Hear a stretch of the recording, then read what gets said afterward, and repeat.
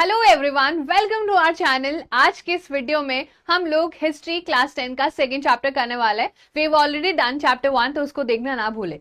बाकी one shot भी धीरे धीरे आते रहेंगे, लाइक हम ज्योग्राफी भी जल्दी स्टार्ट करने वाले हैं। तो आज के इस चैप्टर में हम क्या करने वाले एक बार जल्दी से देख लेते हैं। देखो, जैसे हमने चैप्टर 1 हिस्ट्री में अपने हिस्टोरियोग्राफी देखी थी, वेस्ट में क्या होता है, बेसिकली क्रिटिकल एनालिसिस होता है हिस्टोरियोग्राफी, ये हमने देख लिया। यानी कि किसी भी बात को, किसी भी चीज को बोलने से पहले उसको 10 बार क्वेश्चन किया जाए, उसका सही और गलत एनालिसिस निकाला जाए। That is all about historiography, और इसमें लोग अपने अपने ओपिनियंस देते हैं, राइट।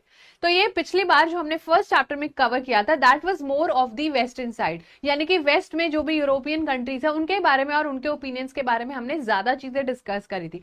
लेकिन आज के इस चैप्टर में हम क्या करने वाले हैं, आज के इस चैप्टर में we are going to cover Indian tradition, कि एक्चुअली में इंडिया में हिस्ट्री का क्या पूरा का पूरा एक एनालिसिस रहा है, कहां से शुरुआत होती है, कहां तक हमारी स्टोरी जाती है, कौन कौन से वो लोग हैं जो आपको इस चैप्टर में याद रखने हैं। और जब हम इस चैप्टर के क्वेश्चंस करेंगे तो आपको और ज्यादा रिलेवेंटली चीजें समझ आने लगेंगी कि चैप्टर में हमने जो पढ़ा था एक्चुअली में वो एग्जाम में कैसे आता है, राइट। तो आपको वन शॉट भी मिलने वाला है, आपको क्वेश्चंस भी मिलने वाला है, और आपको लाइव क्लासेस में बहुत सारे क्वेश्चंस की प्रैक्टिस भी मिलने वाली है। ठीक है, तो जल्दी से चैनल को सब्सक्राइब जरूर कर लेना। If you don't know me, my name is Varsha, this is your master teacher and I will be teaching class 9th and 10th SST on this channel. ठीक है, तो चलिए क्लास को करते हैं start.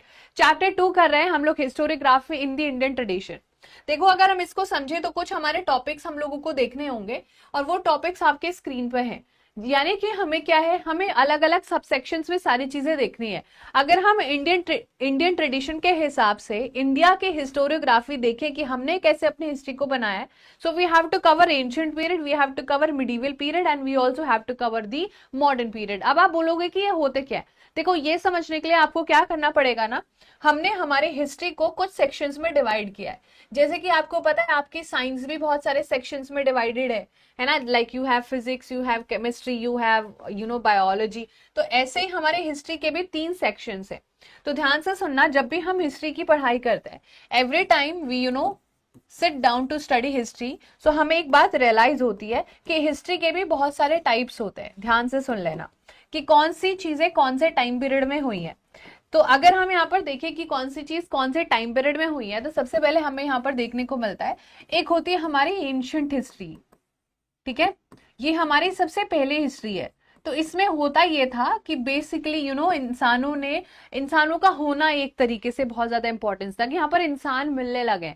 So that is a बहुत प्राचीन समय की बात है। ये क्या है, प्राचीन समय। आपने मूवीज में सुना होगा ना कि प्राचीन काल में डायनासोर होते थे, हाँ वही वाली बात हो रही है।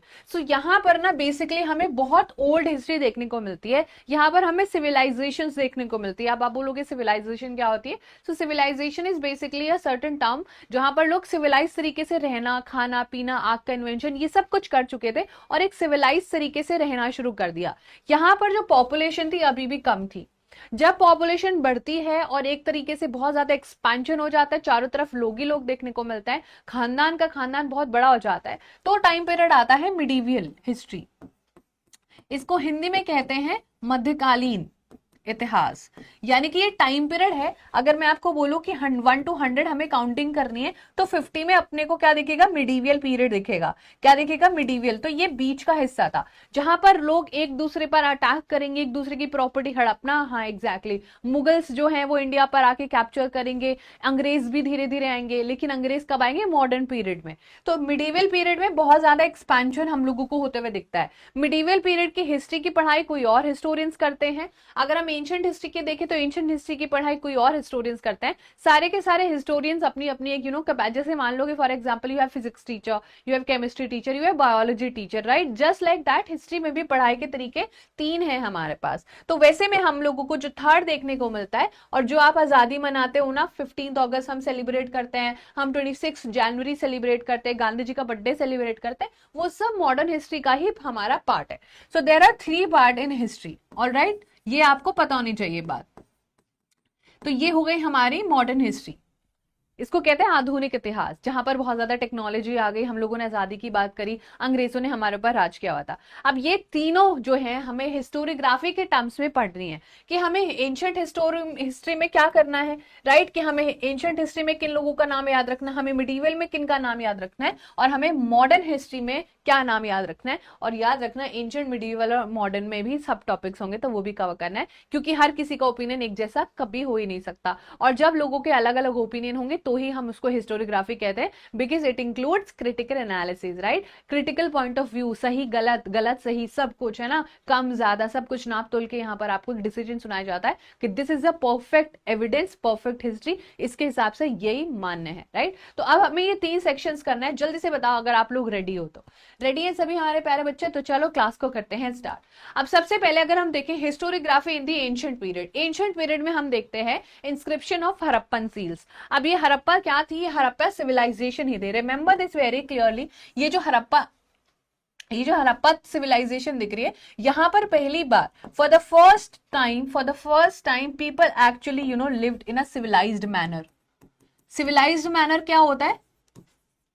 कुछ पता है सिविलाइज्ड मैनर मतलब क्या होता है? सिविलाइज्ड मैनर मतलब होता है कि लोगों ने सभ्यता से रहना शुरू किया था, और इसी को इसलिए हड़प्पन सभ्यता कहा जाता है। अब सभ्यता ऐसी है कि जहां पर लोगों के पक्के घर होंगे, पानी की साफ सुथरे पानी की सुविधा होगी, एंड एक्सेट्रा, राइट। तो ये सारी चीजें आपको इंस्क्रिप्शन, और इंस्क्रिप्शन मैंने आपको प्रीवियस क्लास में बताया, जो किसी भी जगह की हिस्ट्री बताते हैं। अब यू लुक एट दिस, ये हमारा इंस्क्रिप्शन है।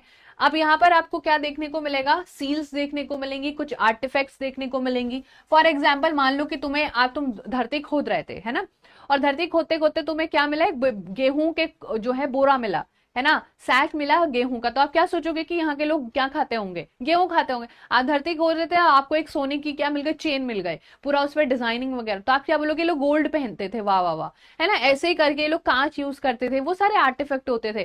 कैसे किस चीज की पूजा करते थे, किस चीज को बहुत मानते थे, ये सब चीजें हमें इंस्क्रिप्शन से और बाकी सारे एविडेंस से, जैसे कि सील्स, पैसे वगैरह कैसे यूज करते थे, ट्रेड कैसे करते थे, ये सारा हमें एंशिएंट पीरियड में देखने को मिलता है। Indian have mastered the art of writing as early as the 3rd millennium BCE, which is before common era, और perhaps even before that। हम लोगों ने बहुत पहले आर्ट ऑफ राइटिंग डिस्कवर कर ली थी। अब ये इतने पुराने जमाने की बात है कि डायनासोर से भी जो है पहले की जो है बातें हैं। However, the Harappan script is not yet successfully deciphered। अब ये क्या लिखा है? बेसिकली हमें जो कुछ एविडेंस मिला है ना हड़प्पन जो सिविलाइजेशन से, वो आज तक हम पढ़ नहीं पाए कि उसमें क्या लिखा है। उनकी जो पूरी स्क्रिप्ट है आज तक हम पढ़ ही नहीं पाए हैं कि एक्चुअली में लिखा क्या हुआ है वो। सो रिमेंबर कि हड़प्पन स्क्रिप्ट आज तक नहीं पढ़ी गई है। Remember this very clearly. क्यों नहीं पढ़ी गई भाई? नहीं समझ में आ रहा है। अगर मैं तुमको क्लास में इंग्लिश बोलने लगू तो तुम्हें नहीं समझ में आएगा ना। सेम ये लोग क्या बोलते थे, हमें कैसे पता होगा? हमें कोई कुछ कल बोलता है, हम वो भूल जाते हैं। हमें हड़प्पन सभ्यता का तो क्या ही याद रहेगा, है ना। हम एक जो है मैथ्स का क्वेश्चन करते हैं, हम एक SST भूल जाते हैं। हमारा तो मैम पूछो मत बस, ठीक है। चलो, तो ये हमने देखा।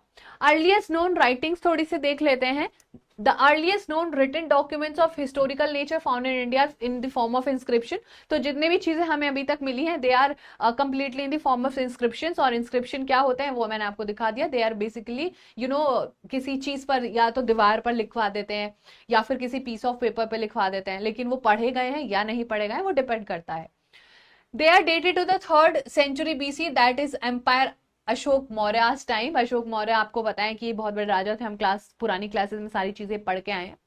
His edicts are inscribed on natural rock and stone pillars। अब जो यहाँ पर आपको जो दी अशोका, ये अपने आपको दी अशोका कहलाते थे, है ना। तो इनका नाम जो है काफी ज्यादा फेमस है, देव नाम पिया दसी दसी, है ना, बहुत बड़ा नाम लगता है क्योंकि देवों को प्रिय। ये अपनी बहुत तारीफ करके लिखवाते थे कि मैं तुम्हें एक स्टूडेंट को बुला लूं, यहाँ पे इधर आओ बेटा, इधर आओ, चला मेरे बारे में एक पूरा पैराग्राफ लिखो, है ना, और जो है उसके ऐसे पूरी तलवार दिखा के उसको लिखवाइए। तो ये यही वाला काम करते थे। बट रिमेंबर कि अशोक अपने ज्यादा से ज्यादा इंस्क्रिप्शन या एडिक्स ज्यादा से ज्यादा नेचुरल पत्थर पर और आपके स्टोन पिलर्स पर लिखवाता था, जो कि आपको इन फोटोज में आराम से देखने को मिल जाएगा। कोई दिक्कत कोई परेशानी यहां तक? आई होप कि कोई दिक्कत परेशानी नहीं हुई होगी।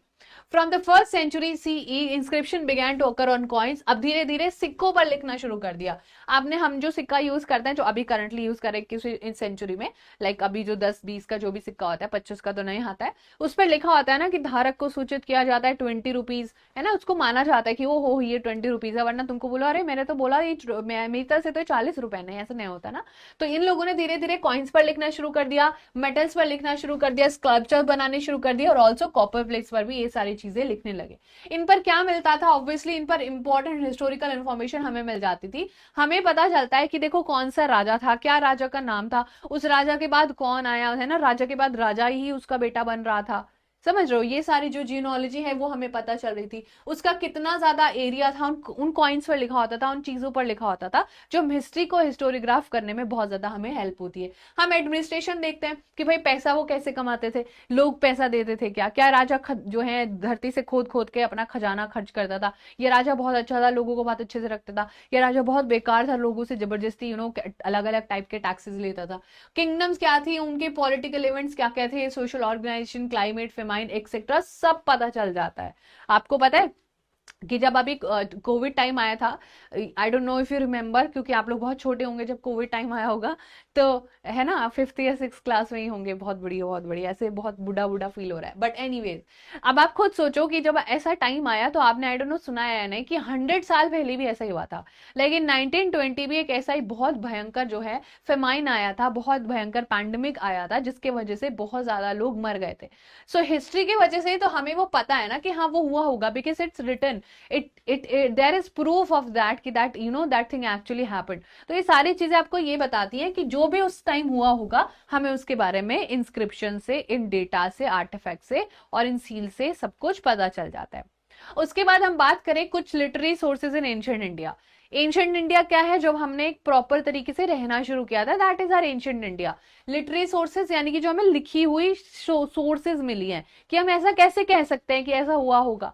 तो सबसे पहले देखो, एक हमें एपिक लिटरेचर मिला है, that is Ramayana and Mahabharata, we all know that, और ये हमें उस टाइम का सारा हिस्टोरिकल कॉन्टेक्स्ट और कल्चर जो भी वैल्यूज थे उसके बारे में बताती है, और ये हमारा बहुत इंपॉर्टेंट है। Remember this very clearly, this is very very important. अगर हम पुराण्स की बात करें तो they contain geologies of kings and description of ancient kingdoms, कि इन्हीं पुराण्स में लिखा होता था कि सोसाइटी में लोग कैसे रहने वाले हैं, राजा के बाद कौन राजा बनेगा, क्या राजा बनने के लिए कोई बहुत बड़ी लड़ाई होगी, क्या राजा बनने के लिए कोई बलिदान देना पड़ेगा, will there be any sacrifice to become राजा।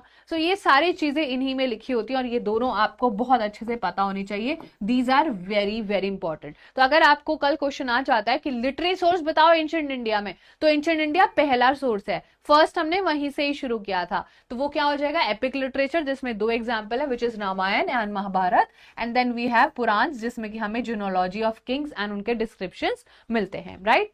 उसके बाद थोड़े और देखो, रिलीजियस टेक्स्ट भी देख लो, कि कुछ कुछ लोग अपने रिलीजियस चीजों को ऑल्टरनेट पर्सपेक्टिव बताने के लिए बहुत सारी जगहों पर जाते थे, और बुद्धिस्ट टेक्स्ट हमारे पास सबसे ज्यादा और जैन टेक्स्ट सबसे ज्यादा मिलते हैं, यानी कि जो कि बुद्धिज्म और जैनिज्म को प्रमोट करते थे।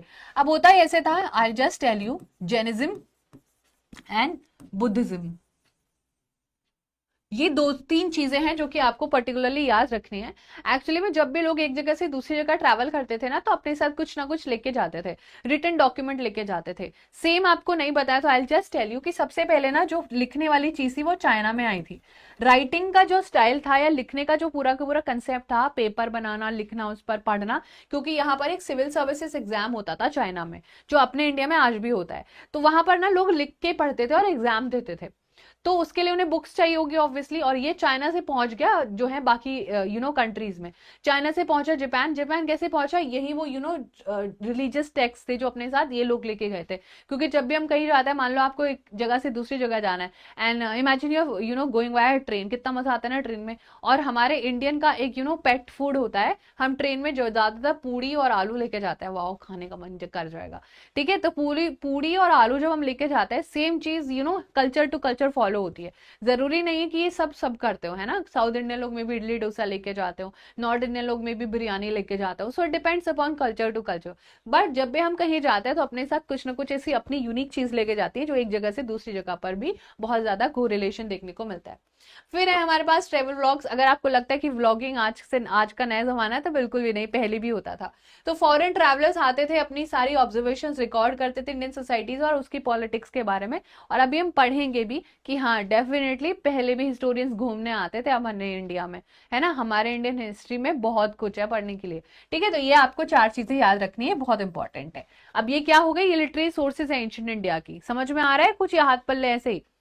Writing of biographies of king and dynastic histories mark an important step in the Indian historiography. बहुत सारे से लोग थे जो राजाओं को उनकी बायोग्राफी लिखते थे। देखो, एक होती है ऑटोबायोग्राफी, एक होती है बायोग्राफी। ऑटोबायोग्राफी जो आप अपनी खुद की तारीफ में लिख रहे हो, और ये जो यहाँ पर आपको व्यक्ति दिख रहे हैं, I don't know if you know them, ये है हमारे बाण भट्ट और इन्होंने जो है हर्षचरिता लिखी है अपने राजा हर्ष के लिए। अब उस किताब में वो क्या लिखेंगे, ऑब्वियसली वही सारी चीजें लिखेंगे ना कि राजा कब सोता था, कब उठता था, किसके साथ खेलने जाता था, किसके साथ पबजी खेलता था, है ना, यही सारी चीजें लिखेगा राजा, है ना। तो इट पोर्ट्रेज, अब ये हर्षचरिता आपको याद रखनी है, किताब का नाम है हर्षचरिता। किसने लिखी है, बाण भट्ट ने, जो कि किंग राजा की बायोग्राफी है। बाण भट्ट जो है वो उन्होंने किताब लिखी है हर्षचरिता, जो कि मान लो कि आपको ये रखी हुई है इधर, और ये किसके लिए लिखी थी, राजा हर्ष के लिए। ठीक है, तो ये बात आपको याद रखनी है। क्या क्या लिखा होगा इसने, ऑब्वियसली उसमें रियलिस्टिक पिक्चर बताई होगी, social, economical, political, religious, culture life during the Kings time. अब आपको लगेगा कि मैम ऑब्वियसली जब कोई राजा के लिए कुछ लिख रहा है तो वो उसके बारे में अच्छा अच्छा ही लिखेगा ना, वो तो उसको कुछ ना कुछ दक्षिणा दे ही रहा होगा कि अरे 1 करोड़ रुपए तुम्हारा नाम कर देंगे, बढ़िया बढ़िया लिखना जरा मेरे बारे में। And definitely I agree to this कि ये थोड़ा सा डाइसी होता था कि जो राजा को अच्छा नहीं लगेगा वो नहीं लिखा जाएगा। और अशोका के टाइम पे भी यही होता था, Ashoka would never allow somebody to write something against him, तो वो कभी भी ऐसे नहीं होने देगा कि उसके खिलाफ लोग कुछ लिखने लग जाए। तो ज्यादातर हमारे जितने भी एंशियंट पीरियड की हैं वो ज्यादातर अगर किसी बायोग्राफी है तो वो ज्यादातर ऑब्वियसली अपनी तारीफ ही लिखते थे। ठीक है, तो ये सारी चीजें हमें देखनी है। उसके बाद हमें एक कॉपर प्लेट मिली है जो कि आपकी स्क्रीन पर दिख रहा है। ये है हमारा जो है सोहगौरा एक जगह है, that is in Gorakhpur Uttar Pradesh. ये मॉडर्न पीरियड से है, कंटेन्स इंस्क्रिप्शन इन ब्राह्मी स्क्रिप्ट। ब्राह्मी एक स्क्रिप्ट होती थी, यानी कि जैसे हड़प्पन है तो उसकी खरूस्ती स्क्रिप्ट होती थी, ये लैंग्वेज है बेसिकली, और ये लिखने का तरीका होता था। हिस्टोरिकल कंटेंट में अगर देखें तो ये बहुत ज्यादा जो भी royal order about grain distribution from greeneries, या अगर फेमाइन आता था तो उस टाइम राजा क्या करता था, ये सब चीजें लिखी होती थी कि भाई किसको कितना अनाज बेचा जा रहा है। तो ऐसी जैसे मान लो कि आपने एक नोट बनाया है ना, उसमें तुमने लिखा कि मुझे अपने दोस्त को कितना उधार देना है वापस, या उससे कितना लेना है। ऐसा भी तो हो सकता है कि तुम बहुत बड़े अमीर हो और तुमने अपने दोस्त को पैसे दिए हैं, जरूरी तो कि तुमने लिए ही हुए हो। तो जैसे भी हमने अपनी स्टोरी बनाई तो उसमें हमने एक हिसाब निकाला और वो बाय चांस पेपर खो गया, है ना, और कुछ 100-200 साल बाद धरती नहीं है, और फिर उसके बाद एलियन आ रहा है और एलियन देख रहे हैं कि अच्छा ये क्या लिखा था भाई, मैं पढ़ के देखता हूँ, बताओ अपने दोस्त को उधार भी नहीं देके गया, राइट। तो ऐसे में यहाँ पर कितना लोगों को क्या ग्रेन डिस्ट्रीब्यूशन होता था, इन्हीं कॉपर प्लेट्स पे लिखा होता था। कुछ सिंबॉलिक एलिमेंट्स हैं, tree in railing, mountain symbol also found on punched mark coins, कि इनको बहुत ज्यादा नॉलेज भी थी, है ना, ये ट्रीज भी बना देते थे, ये यहाँ पर माउंटेन्स भी बना देते थे, यानी कि नेचर को भी बहुत ज्यादा क्या करते थे, बहुत ज्यादा सिंपलाइज करते थे। कितने अच्छे लोग थे ना, देखो हमें आज पता चल रहा है कितने अच्छे लोग थे। उसके बाद हम आ जाते हैं मिडीवल पीरियड। एंशिएंट इंडिया हमारा गया, खत्म, टाटा बाय बाय। अब आ जाता है हमारा मिडीवल पीरियड। मिडीवल यानी कि जो मिड हिस्ट्री का जो मिड हिस्सा है, बीच का हिस्सा है, 1 to 100 अगर हिस्ट्री है तो 50 वाले पे हम आ गए, 1 to 50 हमने कर लिया। ठीक है, the style of writing Rajatarangini by the history of Kashmir by Kalhana in the 12th century सी is quite close to the concept of modern historiography. क्या याद रखना है हमें, कुछ भी याद नहीं रखना है, एक चीज याद रखनी है, एंड दैट इज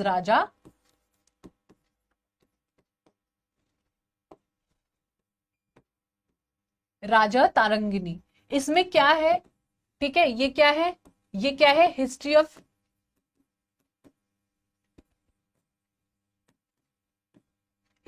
कश्मीर, और ये किसने लिखी है, ये किसने लिखी है, कल्हाना, कलाना नहीं कल्हाना। ठीक है, ये बस आपको याद रखना है, इससे ज्यादा आपको इसमें पूरे सेंटेंस में याद नहीं रखना है। Kalhana himself says that he wrote this text after critically examining various sources like inscription, coins, remains of ancient monuments, dynastic record and local tradition। तो आपसे सीधा पूछा जाएगा राजा तरंगिनी जो किताब है जो कि हिस्ट्री ऑफ कश्मीर बताती है वो किसने लिखी है, या फिर आपको पूछा जाएगा कल्हाना की जो किताब है राजा तरंगिनी वो किसके बारे में बात करती है। बस तीन ही चीज, ये तीन ही कीवर्ड्स आपको याद रखना है इस पूरे जो है सेंटेंस से। अब यहाँ पर राजा तरंगिनी जो कल्हाना जो है वो खुद कहते हैं कि देखो मैंने क्रिटिकली एग्जामाइन करा है, और क्रिटिकली एग्जामाइन मतलब कि उसने क्या करा है, हिस्टोरियोग्राफी देखी है, उसने सही गलत सब कुछ यहाँ पर चेक करके हिस्ट्री ऑफ कश्मीर लिखी है कि what does the historiography of Kashmir actually had to face. उसके बाद आप थोड़ा सा और देख लीजिए मिडाइवल पीरियड का, जो हमारा मिड जो है इंडिया का पूरा हिस्ट्री रहा है, उसमें आपको जियाउद्दीन बरानी एक दिखेंगे। ये ऐसे हिस्टोरियन थे जो मुस्लिम रूलर्स के कोर्ट में थे, और ये अरबी और पर्शियन लैंग्वेज में रिमेंबर दिस वेरी क्लियरली, ठीक है। ये जो है दो बोधी लैंग्वेज, तो ये बहुत ज्यादा इन्फ्लुएंस हुए बोधी लैंग्वेजेस से, तो बहुत इंपॉर्टेंट हो जाता है और ये जो है बहुत इंपॉर्टेंट एक प्लेस भी होल्ड करते हैं अपनी मिडिवल हिस्टोरियोग्राफी में। अगर हम इनकी बात करें, इन्होंने एक बुक लिखी है Tarikh Firoz Shahi, the book written by him, he has stated the purpose of historiography. और इस बुक में इन्होंने जो हमारा हिस्टोरियोग्राफी का पर्पस होता है उसके बारे में बात करी है। कहा है कि according to him the historian duty is not limited only to the recording of the ruler's will or the policies of the welfare, but also he should write about the ruler's failing and his incorrect policies. तो उन्होंने बोला कि देखो, जैसे तो कोई भी राजा होगा वो अपनी तारीफें लिखवाएगा, कोई भी अपनी गलत या बुराई नहीं लिखवाएगा किसी भी बुक में। तो उन्होंने बोला, किसने बोला, आपके जियाउद्दीन बरानी ने बोला कि देखो मैं ये बोलता हूँ कि जो भी राजा एग्जिस्ट करता है उसको एक अपना पॉइंट ऑफ व्यू, एक बैलेंस पॉइंट ऑफ व्यू देना चाहिए। आमतौर पर किसी से भी गलती हो सकती है और उस गलती को एक्सेप्ट करने का हिम्मत भी होना चाहिए। तो ये हमारे जियाउद्दीन बरानी ने कहा। अगर हम बाबर की बात करें, who obviously existed during the medieval time, तो ये फाउंडर है मुगल एम्पायर के, और मुगल एम्पायर ने जो रूल किया इंडिया पर उसको सबका पता है, सब जानते हैं मुगल एम्पायर ने कितना ज्यादा रूल किया है। और इन्होंने अपनी लिखी थी autobiography. Now you know the difference between biography and autobiography. Biography is जो आप किसी से लिखवा रहे हो लेकिन खुद के बारे में, ऑटोबायोग्राफी जो आप लिख रहे हो लेकिन खुद के लिए और खुद से ही लिख रहे हो, दैट इज ऑटोबायोग्राफी। तो इन्होंने, बाबर ने अपनी ऑटोबायोग्राफी लिखी थी and that was Tuzuk-e Baburi. Tuzuk-e Baburi आपको पता होना चाहिए किसकी ऑटोबायोग्राफी है, ये क्वेश्चन आपको एग्जाम में जरूर पूछा जा सकता है। और ये एग्जाम अगर क्वेश्चन आ गया है तो आपको आंसर भी फिर पता होना चाहिए।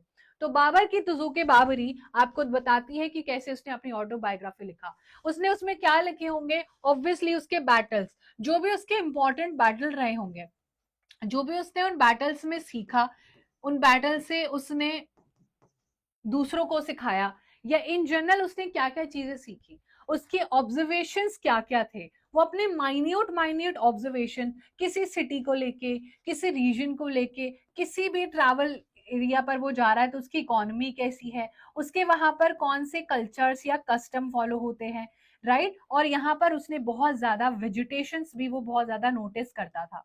And that is how we know कि इन्होंने दुनिया की बहुत फेमस बैटल्स लड़ी हुई हैं। If you know those battles do let me know in the comment section definitely. फिर आ जाते हैं मिडाइवल इंडिया के ही अबुल फजल। अबुल फजल ने लिखी Akbarnama, is a very important from the point of view of critical historiography. अब इसमें उन्होंने लिखा क्या है, अकबरनामा इन्होंने लिखी है अकबर के लिए, ठीक है। किसके लिए, अकबर के, इन्होंने अकबरनामा लिखी है जो कि क्रिटिकल हिस्टोरियोग्राफी। और क्रिटिकल हिस्टोरियोग्राफी मतलब क्या है कि बहुत ज्यादा एनालिसिस इन्होंने हर चीज का किया होगा, जहां पर इन्होंने ट्रू फॉल्स, राइट रॉन्ग, गलत सही सब कुछ यहाँ पर इन्होंने देखा होगा। His method of collecting authentic historiographical documents and their scrutiny is looked upon as devoid of basis and hence realistic। तो यहाँ पर इनका जो मेथड था, यानी कि अबुल फजल का जो मेथड था, वो ज्यादातर कैसा था, एक रियलिस्टिक अप्रोच से ये सारी चीजों को करते थे। और रियलिस्टिक अप्रोच मतलब कि उसमें कोई बायसनेस ये नहीं दिखाएंगे, राजा को बहुत ज्यादा फेवर नहीं करेंगे और उनकी तारीफों के पुल नहीं बांधेंगे, ठीक है। अब हम आ जाते हैं historiography in the modern period. Now since we have already done ancient and medieval, I hope को आपको सारी चीजें अच्छे से बहुत समझ आ रही होंगी। अब हम बात करते हैं मॉडर्न पीरियड की। He chose mainly the sites mentioned in the Buddhist text for his purpose। जब हम हिस्टोरियोग्राफी की बात करते हैं मॉडर्न टाइम में, तो बहुत सारे ऐसे लोग हैं और जिनमें से आपको देखने को मिलेंगे सर जॉन मार्शल, बिकॉज इन्होंने ही डिस्कवर किया था हड़प्पन सिविलाइजेशन, वही हड़प्पन सिविलाइजेशन जिसका जिक्र हमने इस चैप्टर के स्टार्टिंग में करा था। अब आप बोलोगे कि ये मॉडर्न हिस्टोरियोग्राफी में डिस्कवर किया था, मॉडर्न टाइम्स में डिस्कवर किया था, तो the answer is yes, it was during 1921। ये 1921 की बात है जब हड़प्पन सिविलाइजेशन के एविडेंस हमें इंडिया के जो प्रेजेंट डे पाकिस्तान है वहां पर मिलने शुरू हुए थे, क्योंकि वहां पर एक रेलवे ट्रैक्स बिछाए जा रही थी। और जब रेलवे ट्रैक्स बिछाए जा रहे थे, एक रेलवे का काम चल रहा था, प्रोजेक्ट चल रहा था, तो पता चला कि नीचे कुछ है। और जब नीचे सारी की सारी डिग किया, सारी की सारी मिट्टी हटाई, तो पता चला कि यहाँ पर तो एक लोगों का रहने का तरीका था और जमीन में से सोना चांदी और चमनप्राश निकलने लग जाता है। तो तब पता चलता है इनकी डिस्कवरी कि हम लोग अपने हिस्ट्री ना सिर्फ जो है मिडाइवल तक बल्कि एंशिएंट तक भी लेके जा सकते हैं, राइट। तो इन्हीं के ही बदौलत हमें हमारी एंशिएंट हिस्टोरियोग्राफी हड़प्पन सिविलाइजेशन के बारे में पता चला था। उसके बाद in the 20th century the Indian archaeological exploration and research started under the British rule. अब यहाँ पर जब हमें पता चलता है कि अच्छा ऐसा भी कुछ हुआ था, तब तक बहुत लेट हो चुका था और पूरा India was under the control of Britishers. देखो 1857 में बहुत सारी चीजें हमारे हाथ से जा चुकी थी और 1947 तक का हमें टाइम पीरियड लगता है, ये पूरा 90 ईयर्स का पूरा टाइम पीरियड जब हम आजादी के लिए लड़ रहे होते हैं, राइट। तो ये जो पूरा टाइम पीरियड था, इस टाइम पीरियड तक जब तक हमें पता चला कि हड़प्पन सिविलाइजेशन है, तब तक सारी चीजें किसके हाथ में चले गए, ब्रिटिशर्स के हाथ में चले गए। तो जितना भी एक्सप्लोरेशन, जितना भी रिसर्च किया, वो सब कुछ ब्रिटिशर्स के अंडर हुआ।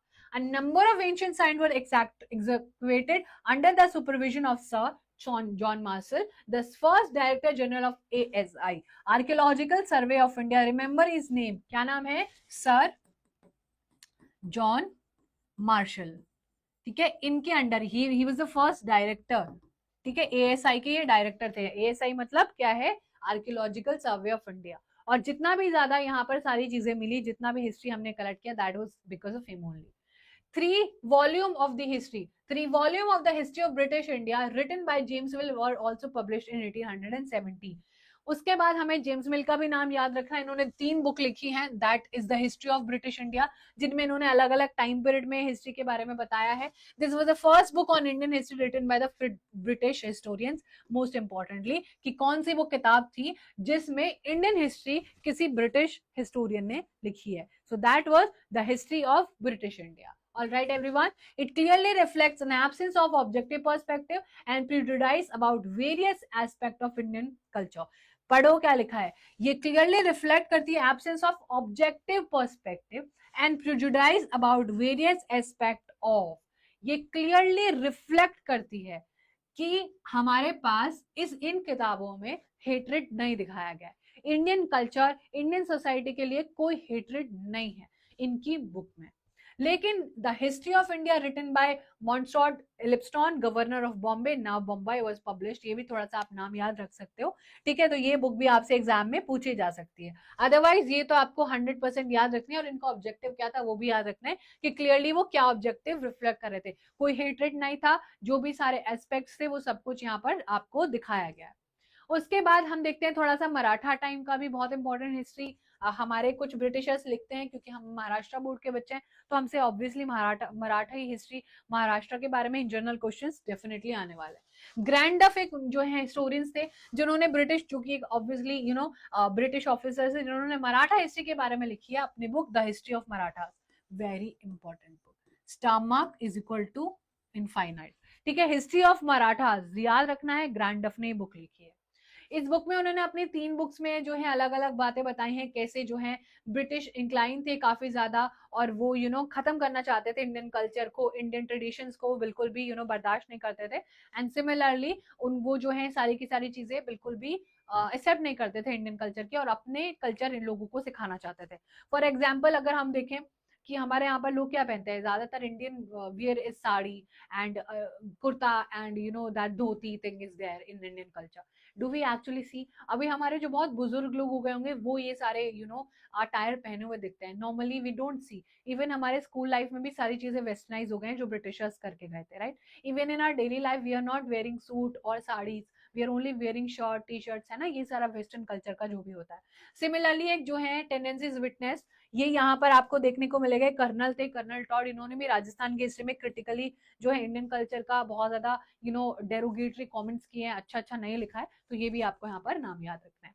उसके बाद हमें पता चलता है कि आपको हिस्ट्री में भी, जब हम मॉडर्न हिस्ट्री की बात करते हैं, उसमें भी 3 कैटेगरी है। उसमें भी 3 कैटेगरी है। One is colonial history, one is orientalist history and one is nationalist history. अब इनमें क्या होगा, इनमें क्या होगा कि ये जो हमारी होगी ये ज्यादातर ब्रिटिशर्स के द्वारा या फिर ब्रिटिशर्स की तारीफ के पुल बांधेगी, ब्रिटिशर्स के लोगों द्वारा लिखी होगी। ओरिएंटलिस्ट में किसी की एडमायरेशन होगी, ठीक है, एडमायरेशन होगी, किसी की तारीफ होगी। ओरिएंटलिस्ट ऐसे लोग होंगे, अच्छे लोग होंगे। और नेशनलिस्ट में किसी कंट्री के लिए, है ना, किसी कंट्री के लिए उसका क्या देश प्रेम रहा है ना, प्राइड क्या रही है, क्या फ्रीडम रहा, इन सब के बारे में बात होती है। जो चलो इनको एक एक करके करते हैं। अगर हम कॉलोनियल हिस्टोग्राफी की बात करें तो वो स्कॉलर्स, वो लोग जो wrote Indian history were mainly British officers and Christian missionaries. यानी कि वो हिस्ट्री जो किसने लिखी है, जो ब्रिटिशर्स ने ही लिखी है, और वो क्रिश्चियन मिशनरी से काफी ज्यादा इन्फ्लुएंस है। अब आप बोलोगे कि क्रिश्चियन मिशनरीज क्या थे? बेसिकली अगर आप इंग्लिश लैंग्वेज को प्रेफर कर रहे हो, जो कि हमारी कोई भाषा है भी नहीं. It's not originated in India. Do we actually put same emphasise on our local language? या संस्कृत और हिंदी पर हम इतना ध्यान देते हैं क्या?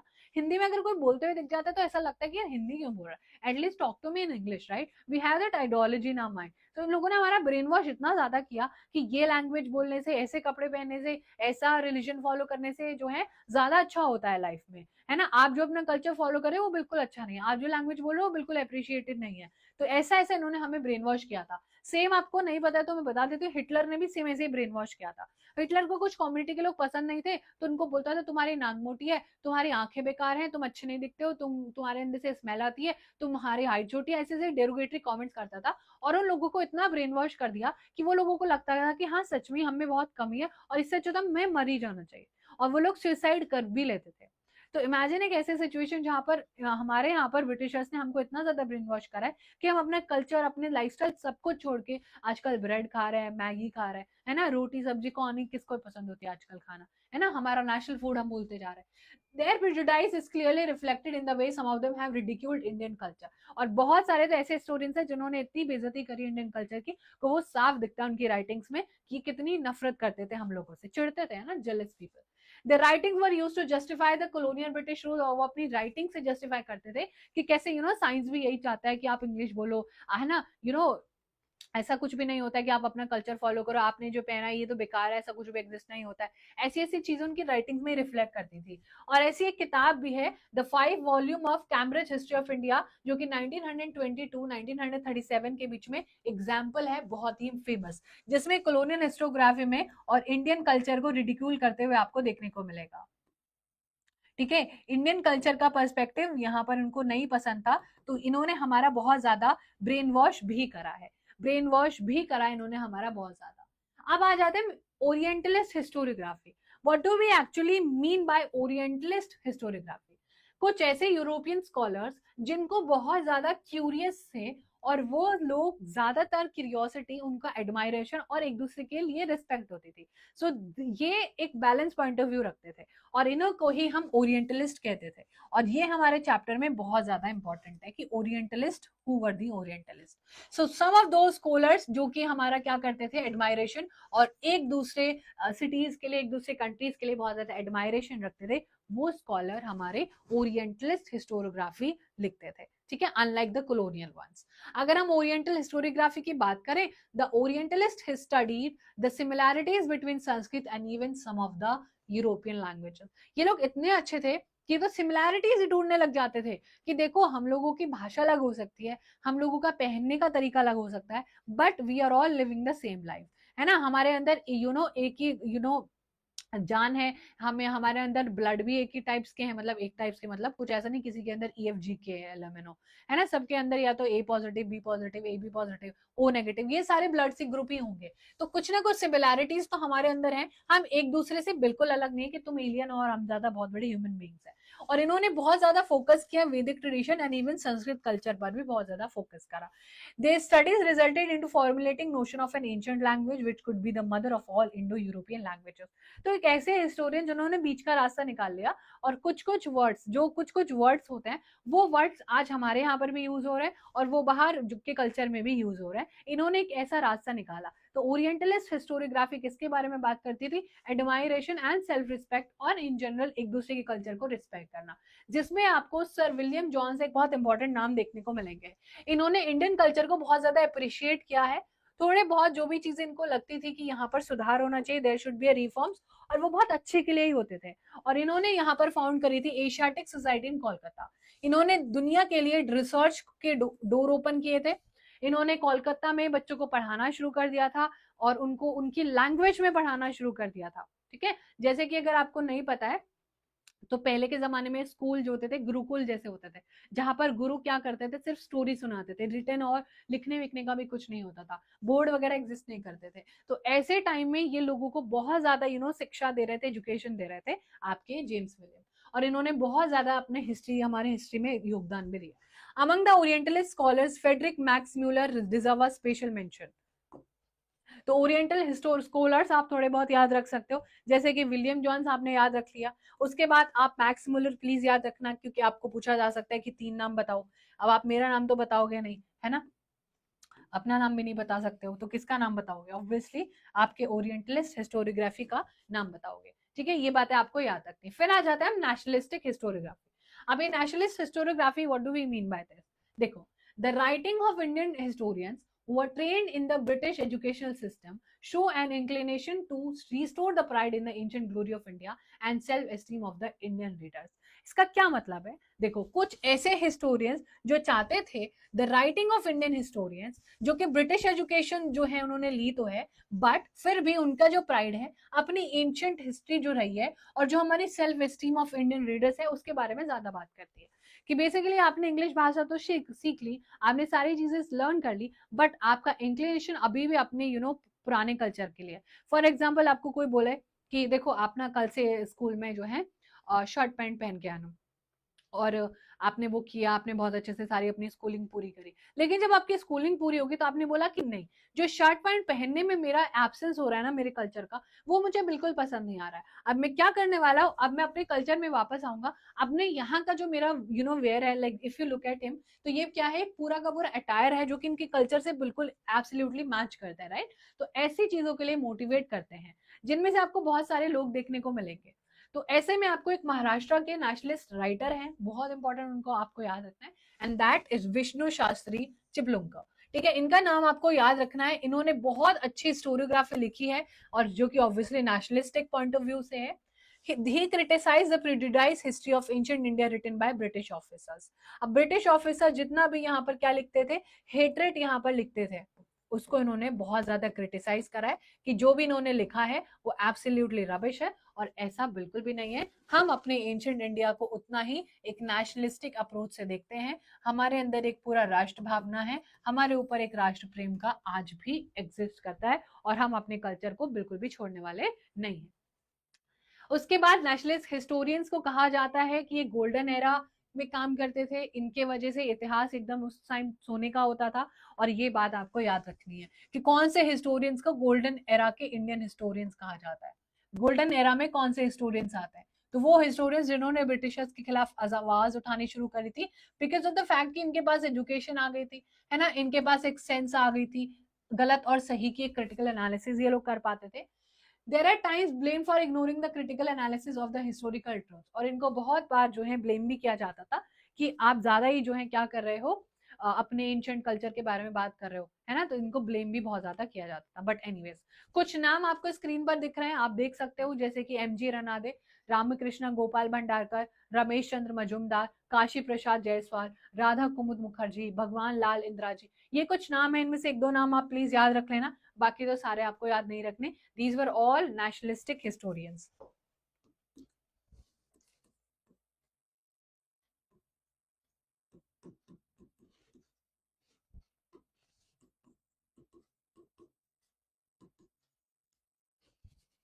They were all nationalist historians. ये चीज आपको पर्टिकुलरली याद रखनी है। ठीक है, उसके बाद हमारे पास एक बहुत इंपॉर्टेंट है, इनकी ये 22 वॉल्यूम्स की बुक है, ये आपको प्लीज याद रखनी है। ये हमारे नाम है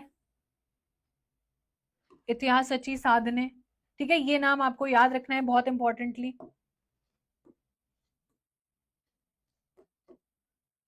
उसके बाद इनकी ये बुक है, इन्होंने इसमें क्या बोला है, काफी इनकी मराठी की राइटिंग्स होती थी जिन्होंने हिस्ट्री, लैंग्वेज, इथोमोलॉजी, ग्रामर, सब चीज के बारे में बात करी है, राइट? इन सब चीजों के बारे में इन्होंने बात करी है, ये आपको बहुत अच्छे से याद रखना है। He stated history is all inclusive image of the past and power. इन्होंने बोला है कि हिस्ट्री में हमें क्या करना है, हर एक पास्ट की एक इमेज को कंसिडर करना है, चाहे वो सोसाइटी में हुए, चाहे वो इकोनॉमी में हुए, चाहे वो किसी भी चीज में हुई है, हमें हर चीज को कंसीडर करना है। It does not include the stories of political image, conspiracies and war off season. ये सब चीजें हम नहीं इंक्लूड करेंगे कि पॉलिटिकल टाइम कैसा होता था, वॉर कैसे होती थी, बल्कि हमें हर एक चीज यहाँ पर कंसीडर करनी है। He insisted that the history should be written only using the authentic documentary source. और इन्होंने बोला कि हिस्ट्री हमें ऑथेंटिक क्या है, डॉक्यूमेंट्री सोर्स से उठा के लिखनी चाहिए, ना कि कहीं से भी कुछ भी उठा के बोले जा रहा है। ठीक है, उसके बाद हमें, ठीक है, next we have the nationalistic historiography help in the triggering of the independence movement of Indian people against the British. अब ऑब्वियसली जिसका नाम ही नेशनलिस्ट हिस्टोरियोग्राफिक है, उन लोगों ने बहुत ज्यादा इंडिया के फ्रीडम मूवमेंट में रोल प्ले करा है, फ्रीडम मूवमेंट को शेप करा है, अपनी अलग अलग बुक्स लिख के, अलग अलग पैम्पलेट्स छाप के इंडियन सिटीजन्स को मोटिवेट करा है कि आप लोग भी आजादी के लिए आगे आइए, ये सारी चीजें कीजिए। In this aspect the book the Indian war of independence बहुत इंपॉर्टेंस रखती है, and it becomes very very very important book.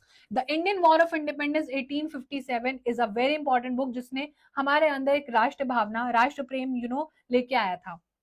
अब ये बुक बहुत ज्यादा इंपॉर्टेंट बन जाती है, very important book, important book है, ये आपको याद रखनी है। इन्होंने इंडियंस के ऊपर जिनका नाम है विनायक दामोदर सरवाकर, इनको शॉर्ट फॉर्म में वीडी सरवाकर भी कहते हैं, और उन्होंने ग्रेट इंपॉर्टेंस जो है हमारे राष्ट्र भावना, राष्ट्र प्रेम के लिए इन्फ्लुएंस किया था आजादी के लिए बहुत सारे लोगों को। अब आ जाता है हमारा छोटू सा टॉपिक है ये, historiography in the post independence era. Now what do we actually mean by post independence era? अगर हम अपने फर्स्ट पेज पर जाएं तो हमने यहाँ पर अभी तक देखा था दैट हमारे पास एंशिएंट हिस्ट्री है, मिडिवल हिस्ट्री है, मॉडर्न हिस्ट्री है, लेकिन हमने अभी तक ये नहीं समझा कि हमारे मॉडर्न हिस्ट्री में भी कुछ सब टॉपिक्स हैं। मॉडर्न हिस्ट्री में एक होता है pre independence era, pre independence era, then we have post independence era. Now you will be wondering कि क्या हुआ होगा ऐसा। देखो, जैसे आप अपने दोस्त का प्री बर्थडे मनाते हो ना, वैसे ही जब आजादी से पहले का जो टाइम पीरियड था, यानी कि एनीथिंग बिफोर 1947 और 1947 के बाद का जो पीरियड था, 1947 के बाद का जो पीरियड था दैट इज पोस्ट इंडिपेंडेंट। और जब हम आजाद हो गए तो हमने अपनी अलग तरीके से हिस्ट्री को मैन्युफैक्चर किया, हमने अलग तरीके से अपनी हिस्ट्री को रीराइट किया, and that is what historiography in the post independence era is all about. Scholar of the post independence era began to feel the need of writing histories। अब जब हम आजाद हो गए तो हमें लगा कि हमें सिर्फ और सिर्फ अंग्रेजों के बारे में, नेशनलिस्ट, ये सब छोड़ छाड़ के हमें हमारी कम्युनिटीज, यानी कि हमारे साथ जो कास्ट बेस्ड डिस्क्रिमिनेशन हुआ है, हम साइंस में कितना पीछे पहुंच गए कि हमारे पास एजुकेशन का बहुत ज्यादा सिस्टम खराब हो गया है, हम इकोनॉमिक सिस्टम को कैसे इंप्रूव कर सकते हैं, हम अपने डिफरेंट डिफरेंट पॉलिटिकल आइडियोलॉजीज लेके कैसे बेटरमेंट ऑफ द सोसाइटी कर सकते हैं, और हमारे जो कल्चर एस्पेक्ट होंगे कैसे उनको इक्वालिटी दे सकते हैं, इन सब चीजों के बारे में धीरे धीरे बात होने लगती है। The historiography of this era has been actually influenced by three ideology। कौन सी? First is Marxist, then we have subaltern, and then we have feminist। अब हम इन तीनों को भी एक एक करके पढ़ने वाला है। अगर हम मार्क्सिस्ट हिस्ट्री की बात करें, the concern for the means of production, modes of production and industrial relation were at the center in the writing of Marxist historians। यानी कि इनकी जो आइडियोलॉजी थी वो थी कुछ पर्टिकुलर लोगों को लेके। ये कहते थे जो मीन्स ऑफ प्रोडक्शन है उसका इक्वल डिस्ट्रीब्यूशन होना चाहिए। ये लोग कहते थे कि जो हमारा मीन्स ऑफ प्रोडक्शन है उसका इक्वल डिस्ट्रीब्यूशन होना चाहिए। ये लोग सिंपल कहते थे ऐसा। अब इसका मतलब ये है कि अगर आपके घर में 4 लोग हैं तो आपके घर में 4 ही रूम होने चाहिए, अगर आपके घर में 5 लोग हैं तो आपके घर में 5 रूम होने चाहिए। देयर इज नो वे कि किसी एक इंसान के हाथ में बहुत सारी वेल्थ होनी चाहिए। Wealth has to be equally distributed all the aspect of the family, ये कहते थे मार्क्सिस्ट लोग। अब उसके बाद ये अपना इसी कोई सेंटर रखते थे, इसमें इंडियन ट्रांजिशन काफी ज्यादा इन्होंने पढ़ी है, कास्ट सिस्टम के बारे में बातें करी है। Accordingly to analyse the impact of every social event significant, जो है इन्होंने बोला कि हमें हर एक चीज को कंसिडर करके कोई भी हिस्टोरियोग्राफी बनानी है, किस कौन सा सोसाइटी कौन से लोगों पर सबसे ज्यादा इसका फर्क पड़ा है। जिनमें आपको एक दिखेंगे Marxist historian, that is Damodar Kaushambi.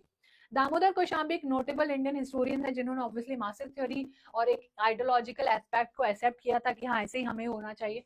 उसके अलावा आर.एस. शर्मा, इरफान हबीब, रोमिला थापर काफी इंपॉर्टेंट नाम है जिन्होंने ये आइडियोलॉजी फ्रेमवर्क करके हिस्ट्री में काफी ज्यादा किताबें लिखी हैं, और उन्होंने बोला है कि सोसाइटी में equal distribution of wealth and सब कुछ होना चाहिए। Then we have R S. Sharma, यहाँ इनकी फोटो लगाई गई है।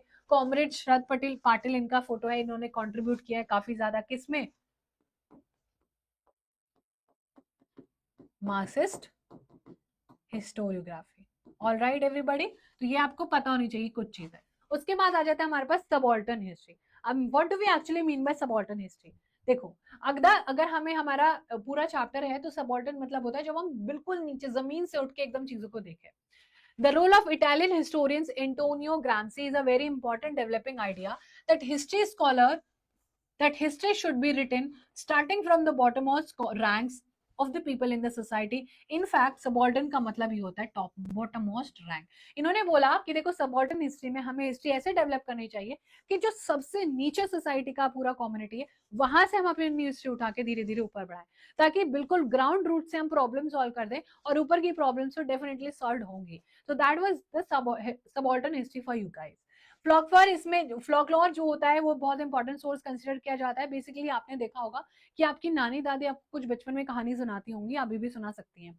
तो वो कहानी जो आपकी नानी दादी आपको सुना रही है, जो स्कूल में आपका एक करिकुलम उससे बिल्कुल भी मैच नहीं करता होगा, राइट? क्योंकि नानी और दादी एकदम ग्राउंड रूट से वो स्टोरी हमें सिखाती हैं. तो ऐसी कहानी, ऐसी चीजें जो एकदम ग्राउंड से उठ रही हैं, ग्राउंड इश्यूज को एड्रेस कर रही है, एकदम बॉटम से उठ के आ रही है, वो हमारी सबाल्टर्न हिस्ट्री होती है. जिनमें से आपको रंजीत गोवा एक बहुत इंपॉर्टेंट नाम देखने को मिलेगा, जिन्होंने काफी ज्यादा अपना नाम स्टैब्लिश करा है आपकी सबाल्टर्न हिस्टोरियोग्राफी में, सबाल्टर्न हिस्ट्री में, and that is also the post independent era. उसके बाद हमारे पास कुछ और भी लोग हैं जो ये कहते हैं कि देखो सबाल्टर्न तो हमने नाम दिया, लेकिन उससे पहले भी कुछ लोग बॉटम ऑफ द सोसाइटी की बात कर रहे थे. जैसे कि यहाँ पर आपको देखेंगे Jyotiba Phule, and then you will see doctor Bhimrao Ambedkar. अगर हम ज्योतिबा फूले की बात करें तो उन्होंने वुमेन रिफॉर्म्स के लिए बहुत बेहतरीन चीजें करी हैं. इन्होंने महिलाओं का जीवन इतना ज्यादा अच्छा किया है कि ऑल बिकॉज ऑफ हिम आज विमेन को बहुत ज्यादा राइट्स मिलता है. इन्होंने विडो रीमैरिज की बात करी, यानी कि आपको पता है जब कोई महिला विधवा हो जाती थी तो उसको दोबारा जो है शादी करना अलाउड नहीं था, उसकी पूरी लाइफ वेस्ट हो जाती थी. उसके बाद इन्होंने कास्ट रिफॉर्म्स की भी बहुत बात करी है कि जाति में जो भी सारे भेदभाव होते हैं उन सबको हटा देना चाहिए. Then comes the father of our nation. इन्होंने कास्ट बेस्ड डिस्क्रिमिनेशन बहुत ज्यादा देखे थे, तो उन्होंने भी कास्ट में जो भी चीजें गलत होती है उनको सही करने की बात करी. उन्होंने बहुत ज्यादा एजुकेशनल रिफॉर्म्स के बारे में बात करी, एजुकेशन को लेके. और जो रिजर्वेशन आप लोग देखते हो, वो रिजर्वेशन जो बॉटम से ये लोग दिलाते हैं, आपको पता है ना रिजर्वेशन दिया जाता है, like you must have heard about SC ST, है ना, और OBC, ये सब आपने सुना होगा. ये हमारे बॉटम से उठा के सबाल्टर्न हिस्ट्री में आपके डॉक्टर भीमराव अंबेडकर के वजह से ही ऐसा दिखता है. Doctor Bhimrao Ambedkar focusing on the fact consistently wrote 2 books. इन्होंने 2 बुक लिखी है जो आपको याद रखनी है. हु वर द शूद्रास, क्योंकि ये शूद्रास जो है सोसाइटी में जो हमारे SC ST होते थे उनको बहुत सारे राइट नहीं होते थे. सेम हैंडपंप से पानी नहीं पिए दिया जाने जाता था. सेम स्कूल में अगर वो पढ़ने जा रहे हैं तो बच्चे जो है टेबल पे बैठे हैं, चेयर पे बैठे हैं, तो इनको जमीन पे बिठाया जाता था. इनको पानी पिलाने के लिए पियोन रखा जाता था अलग, जो ऊपर से इनको पूरा पानी डाल के पिलाता था. अगर वो पियोन नहीं आते तो उस दिन ये पूरे दिन प्यासे रहते थे, राइट? तो कुछ ऐसे होते थे. और उनकी दूसरी बुक है the untouchables, may be cited as example of history of subaltern doctor Bhimrao Ambedkar type. तो यहाँ पर क्या है, इन्होंने ये सारी की सारी चीजें देखी हैं, डॉक्टर भीमराव अंबेडकर. फिर हमारे जो है चैप्टर का छोटा सा पोर्शन है, दैट इज फेमिनिस्ट हिस्ट्री.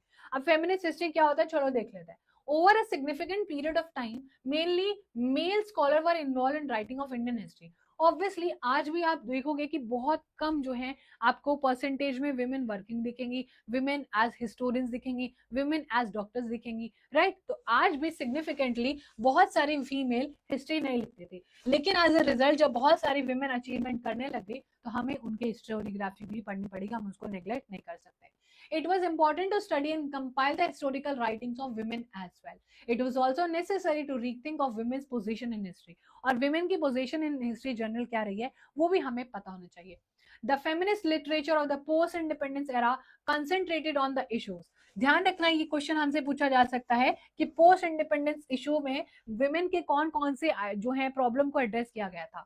तो सबसे पहले है एम्प्लॉयमेंट, उसके बाद है treatment meted out to them at their work place, right to political equality यानी कि वोटिंग राइट्स, उनको कैसा, उनको क्या इक्वल पे मिल रहा है ना, उनके साथ जो वो काम पे जा रही हैं तो उनके साथ कैसा व्यवहार हो रहा है. क्योंकि जब महिलाओं ने शुरू में, आपको पता है कि पहले वुमेन को वर्किंग अलाउड ही नहीं था. Why was it not allowed, क्या आप सोच सकते हो? क्योंकि उनके साथ व्यवहार इतना गंदा होता था कि कोई भी अपनी फैमिली से अपनी घर की लड़कियों को और महिलाओं को बाहर नहीं निकलने देता था. उसके बाद among women authors writing about women in 19th century, for example Tarabai Shinde, नाम याद रख लेना, बहुत इंपॉर्टेंट है, बहुत से भी बहुत इंपॉर्टेंट है. Was the foremost one. उनकी बुक है स्त्री पुरुष तुलना, जहां पर इन्होंने कंपैरिजन किया है कि एक महिला का जीवन और एक पुरुष का जीवन, एक मेल फीमेल का जीवन कितना डिफरेंस होता है और कितना डिफिकल्ट होता है एक दूसरे से. और इन्होंने ये बुक अपनी 1882 में लिखी थी और इसको first feminist book in India भी कहता है. Very very important. Pandita Ramabai was publish entitled the high caste Hindu women, और कैसे जो हाई कास्ट हिंदू वुमेन है और जो लोअर बैकग्राउंड से बिलोंग करती थी, कैसे उन लोगों के साथ सारी चीजें होती थी, ये 2 बुक आपको याद रखनी है. तो अब इस चैप्टर में हमें इतना ही पढ़ना था कि हमारे इंडियन ट्रेडिशन में हिस्टोरियोग्राफी को कौन से पर्सपेक्टिव से देखा गया। बहुत ही इंटरेस्टिंग चैप्टर था, आई नो। अब हम इस चैप्टर के क्वेश्चंस करेंगे जब हमारा सेशन लाइव होगा, लेकिन जो हमारी नेक्स्ट क्लास आने वाली है that is going to be on Monday, and on Monday we'll be doing हमारा हिस्ट्री चैप्टर 1 के question. So thank you so much everyone and sending all lots of love. See you in the next class. Bye bye, take care.